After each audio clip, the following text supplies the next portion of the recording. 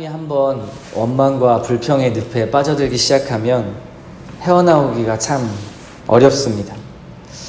인생이 내 뜻대로 되지 않기 때문에 그렇게 불평과 불만이 나오게 되는 것이죠. 인간 누구나 다 그런 것 같습니다. 죄의 본성이죠.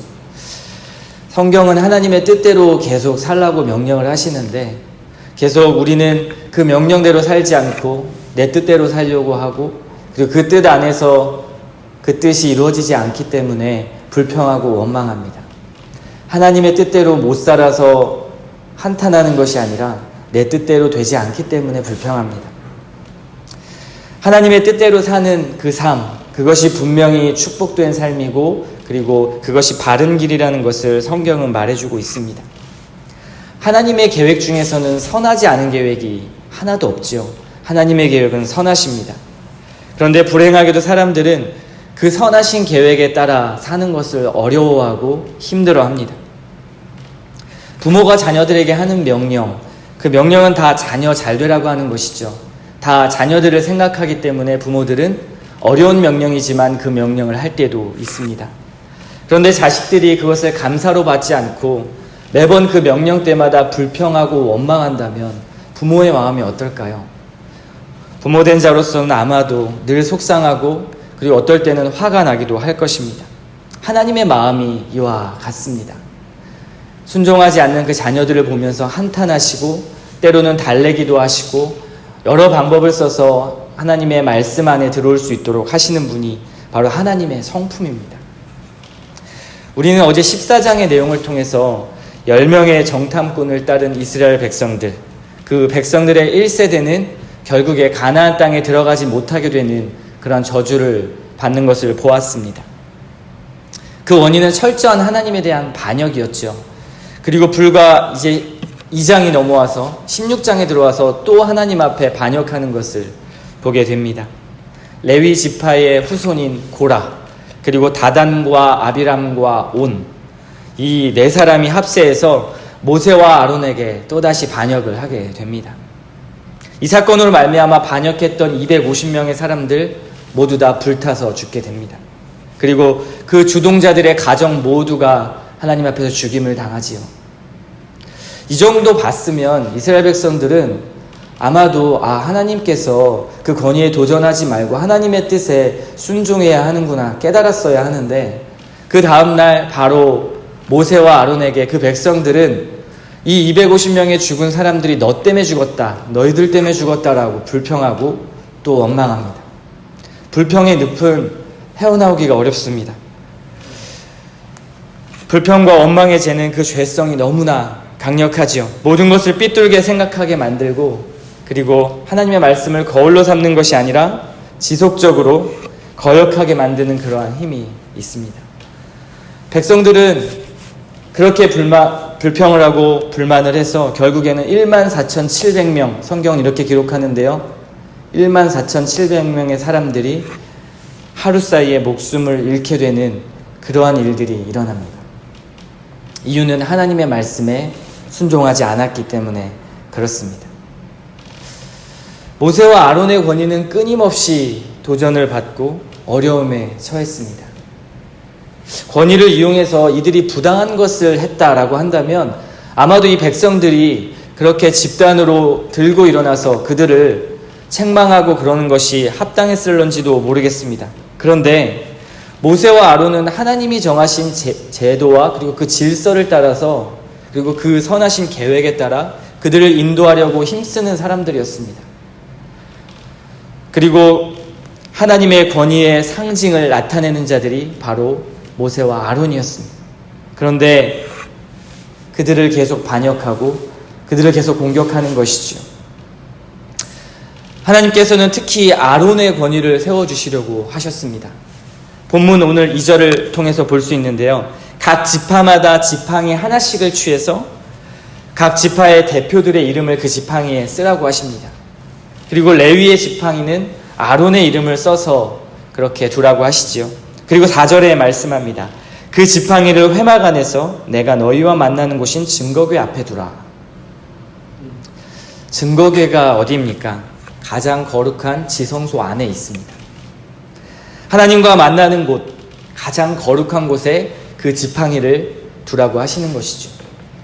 하나님의 품에 그 지팡이가 있는 것과 같습니다. 하나님의 손에 그 지팡이가 올려져 있는 것과 같지요. 왜 하나님은 이 지팡이를 하나님과 만나는 그 거룩한 지성소 안에 두라고 하셨을까요? 그리고 각 대표들의 이름을 쓰라고 하신 이유가 무엇일까요? 5절에서 명확히 그 목적을 설명하고 있습니다. 내가 택한 자의 지팡이에는 싹이 나리니 이것으로 이스라엘 자손이 너희에게 대하여 원망하는 말을 내 앞에서 그치게 하라. 원망하는 말을 내 앞에서 그치게 하리라. 하나님께서 택한 그 지팡이의 싹이 나므로 하나님이 주신 권위를 부여받은 그 자에게는 더 이상 원망하고 불평하지 말고 도전하지 말라는 것이었습니다. 여기서 아론과 모세는 그들 스스로가 잘나서 뛰어나거나 그리고 그들이 능력이 있어서 지도자 자리에 있었던 것이 아닙니다. 하나님께서 택하셨고 하나님께서 그들에게 능력을 주셨던 것이지요. 사실 그들의 임무는 누구보다도 막중했고요. 그 책임과 그리고 그 십자가의 무거움은 그 누구보다도 컸습니다. 그 중압감은 누구보다 컸던 사람들이죠. 백성들을 혹시 잘못 인도하거나 또는 하나님과 백성의 관계에서 중보자의 역할을 잘 감당하지 못하면 사실 모세와 아론은 그 누구보다도 먼저 하나님 앞에 책망받고 징계받아야 할 사람이었습니다. 그러니까 일반 백성들보다 훨씬 더 늘 하루하루의 삶이 부담감과 중압감에 살아가는 그러한 지도자들이었죠. 그렇기 때문에 하나님이 주신 능력이 없다면, 하나님이 주신 권위가 없다면 그 자리를 그리고 그 임무를 잘 감당할 수가 없는 자들이 바로 이 두 사람이었습니다. 하나님은 능력 있는 자를 세우시는 것이 아니라 능력 없는 자를 세우셔서 능력 있도록 만드십니다. 이스라엘의 제도와 질서 그리고 권위를 부여하시는 모든 일에는 모두 하나님의 뜻과 그리고 하나님의 권위와 하나님의 성품이 반영이 되어 있습니다. 이것이 굉장히 중요한 키워드이죠. 하나님의 성품은 늘 선하시고 의로우시기 때문에 이 모든 권위와 질서에는 하나님의 성품이 철저히 반영되어 있다는 것, 이것을 기억하셔야 합니다. 이스라엘 백성들은 이것을 몰랐던 것이죠. 이스라엘 백성들은 결국 하나님의 성품을 멸시하고 그리고 따르지 않았던 것입니다. 그래서 이 지팡이의 사건을 통해서 하나님의 권위를 주님께서는 보여주시려고 했던 것입니다. 7절에 보니까요, 그 지팡이는 여호와의 장막 안, 여호와 앞에 두었다라고 말하고 있습니다. 그리고 하나님 앞에 세워진 그 12개의 지팡이들 중에 아론의 지팡이에만 싹이 나고 우미 트고 그리고 살구 열매가 열렸다고 성경은 기록합니다. 여기서 살구라는 것은 이따가 다시 살펴보겠지만 사실 이제 우리나라의 살구를 말하는 것이 아니라 아몬드를 이야기합니다. 여기에 또 담겨진 뜻이 있는데요. 조금 이따가 살펴보도록 하겠습니다. 그럼 먼저 지팡이에 싹이 났다라는 의미가 무엇일까요? 지팡이는 막대기이고 사실은 죽은 나무입니다. 그 죽은 나무에 싹이 돋고 우미 돋고 열매가 맺혔다라는 그 의미가 무엇일까요? 하나님께서는 아론의 지팡이에 그 생명이 나타나도록 하셨습니다. 열매를 맺게 하신 것이죠. 어떠한 하나님이십니까? 죽음에서 생명으로 이끄시는 하나님, 생명을 주시는 하나님이 바로 이러한 하나님입니다. 죽음에서 생명을 얻는 것은 또한 어떤 것을 의미합니까? 죽었다가 생명을 얻는다라는 것, 부활을 의미하기도 합니다. 그래서 아론의 싹난 이 지팡이는 부활하신 예수 그리스도의 모형의 그림자라고도 이야기를 합니다. 구원의 역사의 한 장면, 한 컷을 보여주는 그러한 장면이기도 하죠. 아론의 싹난 이 지팡이, 이것은 아론만이 하나님이 세워주신 권위자이고 하나님이 택한 지도자라는 것을 확언해주고 있습니다. 확인시켜주는 것이죠. 아론만이 자격이 있습니다. 이것이 왜 중요할까요? 왜 아론이어야 할까요? 훗날 예수께서 대제사장의 상징이 되시기 때문에 이 아론의 권위는 더더욱 중요했습니다. 아론이 제사장 아닙니까? 제사장인 아론의 권위와 자격 그리고 그 제도가 절대로 무시되고 흠이 있어서는 안 되었습니다. 아론이 자격을 받을 만한 그런 조건을 갖춘 사람은 아니었습니다. 우리는 그 전에 성경의 내용을 통해서 아론이 황금 송아지를 만들어서 그 백성들을 잘못 이끌었던 것을 잘 알고 있지요. 그리고 미리암과 함께 모세를 비판했던 사람, 어쩌면 자질은 부족했던 사람입니다. 그런데 하나님이 택하셨던 사람이지요. 하나님의 권위로 그가 세워졌습니다. 여기서 지팡이에 핀 아몬드, 이 아몬드의 뜻은, 그 열매의 뜻은요, 순결과 거룩을 상징합니다. 또 그 아몬드를 뜻하는 그 히브리어 단어가요, 지키다라는 뜻이 있고요. 거기서 파생된 단어가 보호와 그리고 지킴을 상징하기도 합니다. 그러니까 하나님께서는 그 아론의 지팡이에서 하나님의 성품을 그대로 드러내십니다. 보호와 지키는 하나님의 성품. 그것이 아론의 지팡이에서 보여주었다라는 것. 무엇입니까? 하나님의 아론을 세우신 그 권위와 뜻은 그들의 백성을 거룩하게 하고 보호하시기 때문이라는 것이죠. 하나님의 성품이 그 안에 반영되어 있습니다. 권위를 따른다라는 것, 그리고 하나님이 세우신 지도자를 따른다라는 것은 단순히 그 사람을 따라가는 것이 아니라, 그 사람의 스타일을 따라가는 것이 아니라, 하나님께서는 이 지팡이에서 보여주듯이 그 권위 아래 있을 때 너희가 하나님의 보호와 지킴 아래 있다는 것을 보여주는 것입니다. 결국 그 권위자를 따른다라는 것, 아론을 위한 것이 아니라 그 백성들을 위한 것인 것을 하나님께서 보여주십니다. 그 백성을 위해 하나님의 사랑과 그리고 그 보호하심을 이 사건을 통해서 보여주는 것입니다. 하나님의 이와 함께 모세를 통해 경고를 하시죠. 10절의 말씀입니다. 여호와께서 또 모세에게 이르시되 아론의 지팡이는 증거궤 앞으로 도로 가져다가 거기 간직하여 반역한 자에 대한 표징이 되게 하여 그들로 내게 대한 원망을 그치고 죽지 않게 할지니라. 죽은 나무에서 싹이 나고 그리고 아몬드를 맺는 생명의 역사를 보여주는 것, 이것을 통해서요, 하나님이 세우신 그 질서를 다시 한번 명확하게 세워주시고 표징으로 보여주십니다. 하나님을 인정하지 못하면 하나님이 세우신 법과 질서도 인정할 수 없습니다. 그러니까 결국에는 하나님을 인정하느냐 안 하느냐의 문제인 것입니다. 하나님께서 세우신 사람, 그들의 권위가 인정되지 않는다면, 그리고 믿지 않는다면 그 사람의 연약한 모습과 그 사람의 허물만 보이는 것이 인간의 본성입니다. 필연적으로 모든 화살은 모두 리더에게 가게 되어 있습니다. 이것이 사람의 죄성입니다. 백성들을 이끄시는 것, 지도자 뒤에 계신 하나님의 손길과 그 인도하심을 보지 못하고 가리워진다면 그 사람의 허물과 성품만 보이는 것이 우리의 눈이고 우리의 마음입니다. 그러니 이스라엘 백성들은 모세와 아론을 거역했지만 실질적으로는 하나님을 거역하고 하나님을 반역했던 것입니다. 하나님은 오늘 본문을 통해서 아론의 권위를 분명하게 세워주고 계시지만 그 권위는 하나님으로부터 주어졌다, 그리고 나에게로부터 있다라는 것을 하나님께서 말씀하고 있는 것입니다. 특별히 하나님이 세우신 그 질서 안에 그 권위에 순종해야 합니다. 교회에서는 영적인 지도를 하는 목회자의 권위를 인정해 주어야 하고요. 그리고 교회에서 하나님의 뜻에 맞게 피택된 직분자들의 권위를 분명하게 세워주어야 합니다.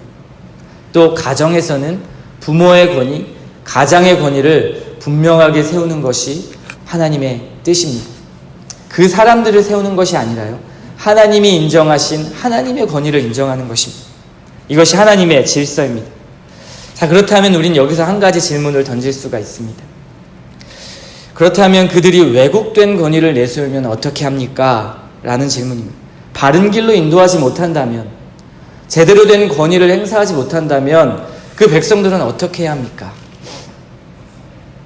이스라엘 백성들의 반응을 한번 보십시오. 그들은 모세와 아론이 잘못 인도하고 있다고 생각하고 돌을 들어서 그들을 돌로 치려 했습니다. 백성들이 심판하고 백성들이 그들의 죄를 물으려 했습니다. 물론 모세와 아론이 정말 그런 죄가 있었다고 하더라도 심판은 피조물이 하는 것이 아니라 하나님께서 하시는 것입니다. 하나님이 만든 피조물은 하나님께서 심판하시는데 이스라엘 백성들을 보면 자신들이 직접 돌을 들고 그들을 치려 했습니다. 하나님께서 하실 일을 인간이 하는 것이죠. 여러분 스스로가 하나님의 자리에서 형제, 자매, 그리고 권위 있는 자들을 판단하고 심판하려고 하면 안 됩니다. 그것은 하나님께서 하실 일이고 하나님께서 판단하실 일이시죠. 그래서 우리가 해야 할 일은 하나님께 그 연약한 자들을 맡기고 기도하는 일입니다.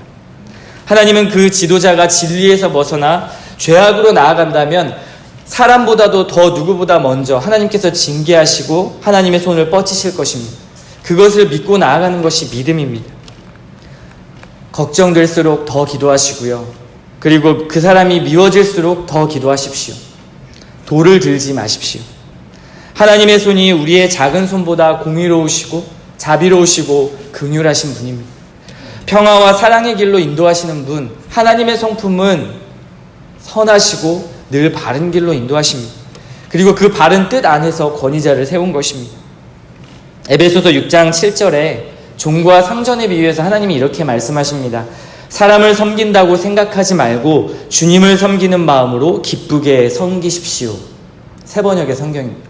사람을 섬긴다고 생각하지 말고 주님을 섬기는 마음으로 기쁘게 섬기십시오. 하나님은 나 하나만 바라보고 나만 사랑하시는 것이 아니라요, 여기 옆에 있는 형제 자매 지체 모든 자들을 하나님께서 사랑하십니다. 각 사람과 그 소명의 부르심대로 하나님께서 그 자리에 맞게 사용하시고 그 권위에 맞게 사용하십니다. 그러면 나도 그 옆에 있는 형제 자매 권위 있는 자를 대할 때 기쁘게 주님을 대하듯 대하여야 하는 것입니다. 하나님이 그렇게 말씀하시죠. 우리는 그 권위자에게 배우기를 힘써야 하고요. 그리고 존중하기를 힘써야 합니다. 그리고 많은 것들을 하나님의 뜻 안에서 함께 동역하며 하나님의 일이 잘 이루어질 수 있도록 함께 힘을 주며 나아가는 것이 우리 성도된 자의 임무이고 사명입니다. 이와 같은 하나님의 질서가 바로 잡혀질 때 하나님의 공동체인 이 교회와 그리고 더 작은 공동체인 가정이, 더 나아가서는 사회 전체가 하나님이 원하시는 그 하나님의 나라의 공동체, 그 질서가 건강하게 설 수 있는 것이죠. 교회와 사람, 제도를 먼저 보지 마시고 그것을 세워주신 하나님의 권위와 하나님의 성품을 보시기 바랍니다. 그 제도와 질서를 가지고 우리를 보호하시고 우리를 사랑하시려는 하나님의 뜻을 보시기를 바랍니다. 하나님은 신실하셔서 그 백성을 늘 가장 좋은 길로, 생명의 길로 인도하시는 그러한 하나님이십니다.